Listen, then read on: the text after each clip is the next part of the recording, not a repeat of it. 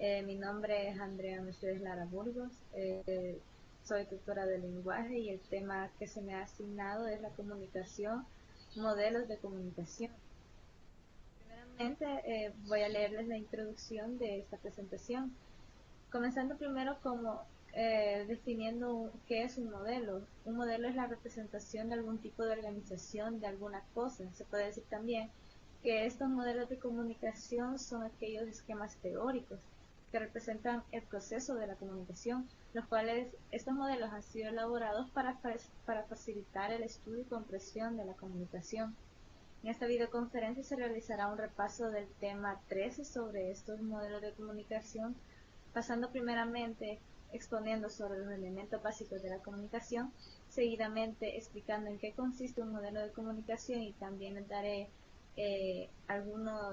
una clasificación de los diferentes tipos de modelos de comunicación que existen y seguidamente después sus respectivos elementos de estos modelos de comunicación. Y como un último apartado se hará mención de las funciones de la comunicación. Y por último, como la videoconferencia pasada, se hará una ronda de preguntas y respuestas para que los alumnos también, para que ustedes también participen. Los objetivos de esta presentación es reforzar los conocimientos que se han obtenido a través del estudio de temas vistos en las 18 semanas de estudio. Eh, ah, eh, Voy a tratar de hablar más alto entonces. Reforzar los conocimientos. Los objetivos de esta presentación son reforzar los conocimientos que se han obtenido a través del estudio de los temas vistos en las 18 semanas de estudio del curso de refuerzo para el examen de nuevo ingreso, conocer sobre los modelos de comunicación y sus respectivos elementos, establecer las funciones de la comunicación.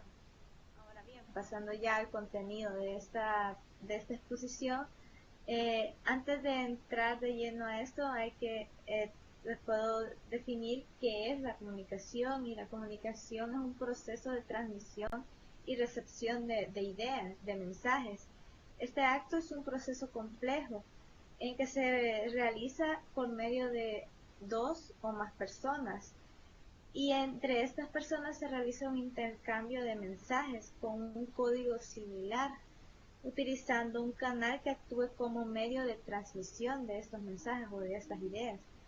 Eh, la comunicación no solo es por medio del habla o por medio del lenguaje escrito u oral, también se puede dar una comunicación no verbal a través de diferentes estudios. Han comprobado que el código de lenguaje verbal no es universal, la comunicación no verbal, su código no es universal, es decir, que no es general en todas las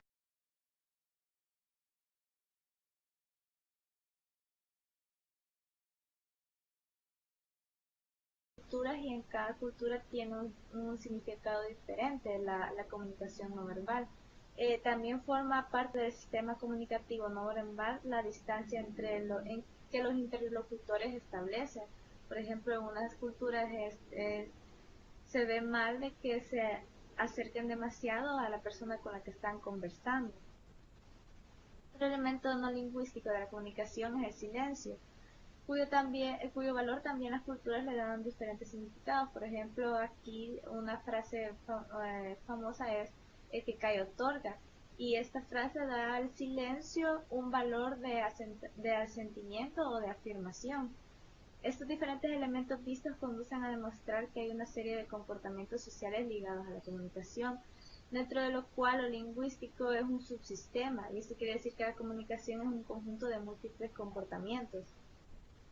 Ahora bien, pasamos al tema principal, que son los modelos de comunicación, elementos o factores de la comunicación. Primeramente hay que decir de que un modelo, como lo había explicado en la introducción, es la representación de algún tipo de organización de alguna cosa. En ese sentido se organiza la comunicación. Se puede decir también que los modelos de comunicación son los esquemas teóricos, como ya les había explicado, que representan ese proceso de comunicación, ese proceso de transmisión y recepción de ideas y mensajes.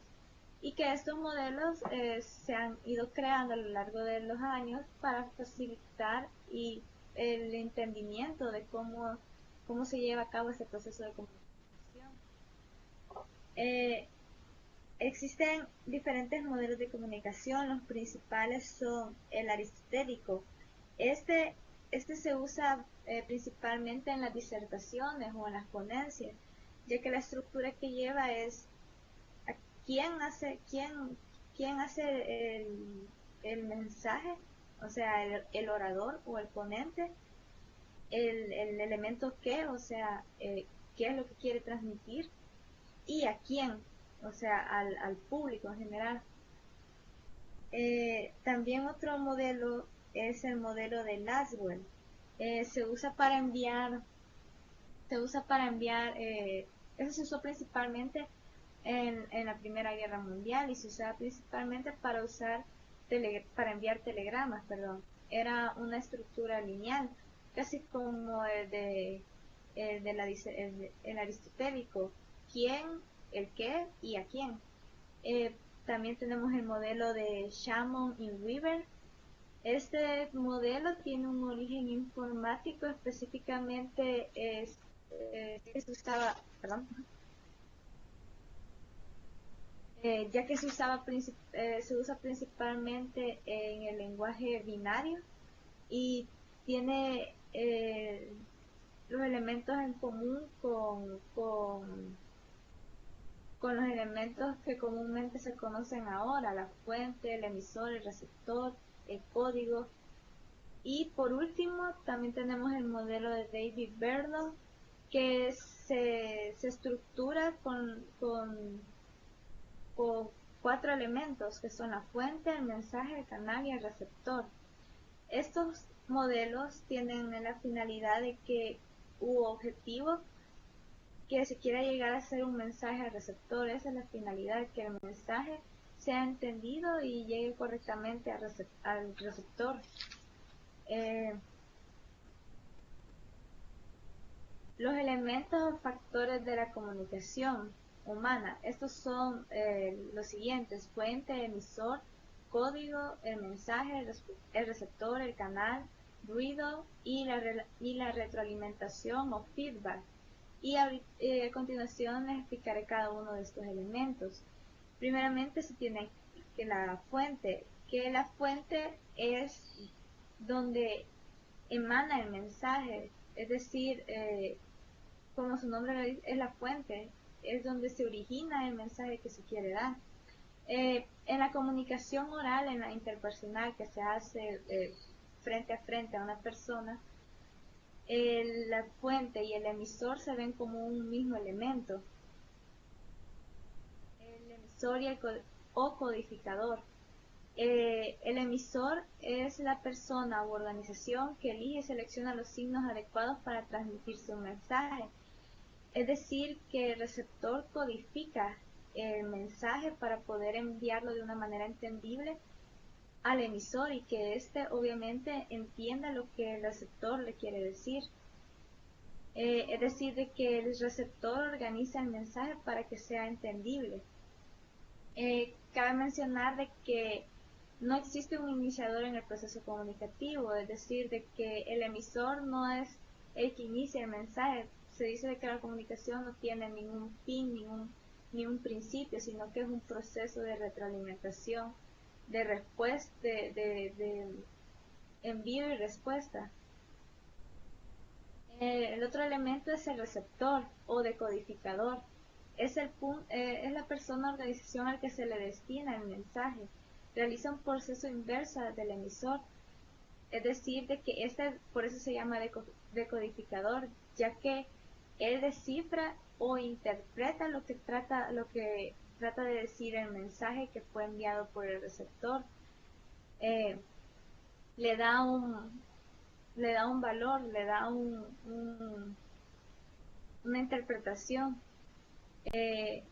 Existen dos tipos de receptor, que es el receptor pasivo, que solo es el que el que recibe el mensaje y está el receptor activo o perceptor, que es el que recibe, pero a su vez interpreta el mensaje y da una respuesta a ese mensaje. Y ahí es donde con el receptor activo es donde se realiza la retroalimentación, que es de envío y respuesta de mensajes. Ahora, el código. Eh, el código es un conjunto de reglas propias de cada sistema, son rasgos que tiene el mensaje. Eh, Estos códigos sirven al combinar de manera arbitraria esencialmente con MIDI, ya que debe estar codificado de una manera adecuada para que el receptor pueda captarlo. El ejemplo que les tengo en la presentación son los algoritmos de la informática. Otro código sería el idioma español, ya sea oral o escrito. También otro código es el lenguaje de señas, es decir, que son los rasgos que tiene el mensaje para que, y por esa misma razón de que en una conversación el código debe ser similar entre el emisor y el receptor para que no haya ninguna interferencia y para que el mensaje sea entendido. Entre una conversación entre personas de habla hispana se va a usar un código de un idioma, del idioma castellano. Ese sería el código. Eh, el mensaje es otro elemento y este es el contenido de la información, o sea, ese conjunto de ideas, sentimientos, acontecimientos expresados por el emisor y que éste desea transmitírselos al receptor para que estos sean captados por él y entendidos y que los interprete de una buena manera. El canal es por donde se transmite la información, es decir, es como el puente donde se envía el mensaje. Por ejemplo, es mejor conocido como el soporte material o espacial, por el cual circula el mensaje. El ejemplo que les he dado es el aire, en el caso de la voz. También otro ejemplo es cuando en el salón de clases, cuando quieren comunicarse con su compañero de la par, a veces sacan un papelito y escriben el mensaje y se lo mandan. Ahí los elementos se ven. Eh,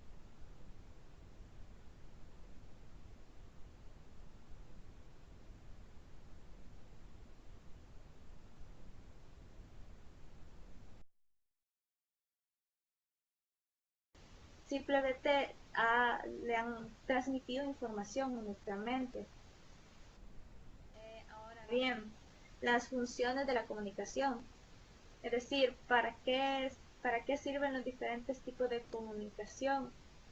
Primeramente tenemos la función informativa, que tiene que ver con la transmisión y como dice su nombre, recepción de la información, es decir, de que a través de ella se proporciona al individuo o al receptor al que se quiere enviar el mensaje todo el caudal de experiencia social, histórica, científica y de otro tipo de naturaleza, así como también proporcionan información de hábitos, habilidades y convicciones, así como en un salón de clases, un profesor que da información a sus alumnos.